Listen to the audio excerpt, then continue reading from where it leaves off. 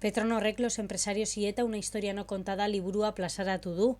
50 urtetik gora bizitakoa eta egungo gizartean dituen ondorioak ulertzen saiatzeko.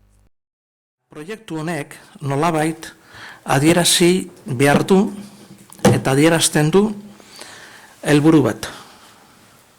Eta helburu hori da girorik txarrenean lanean jarraitzeko gauza izan zirela enpresarioak.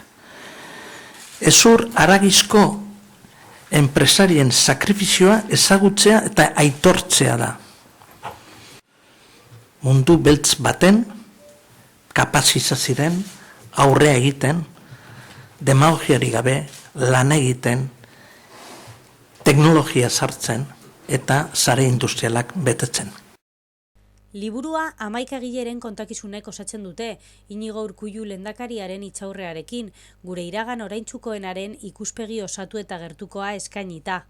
Kontakizunek gai ezberdinen errepasoa egiten dute, hala nola momentuko testuinguru sozioekonomikoarena, gure ekonomian utzitako ondorioena edota eragindako kalte ekonomikoarena. Etaren estortzioak, santaiak, estigmatizazioak, demonizazioak, beldurrak, mehatxuak eta erailketak euskal enpresa buruengan eragin zutenari buruz dimentsio edo ikuspegi politiko filosofikorik hausnartzea, erronka pertsonala eta intelektuala izan da, ez?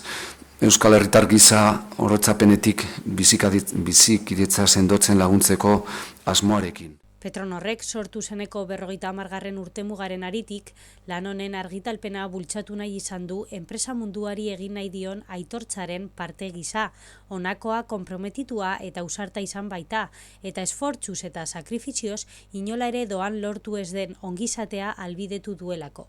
Entendemos que somos una empresa tractora, lo debemos ser no solo en ámbito económico, sino en otros ámbitos, ¿no? Y hay nuestras actividades en el ámbito cultural y en este caso, pues bueno, en el ámbito de intentar recuperar una parte de nuestra historia.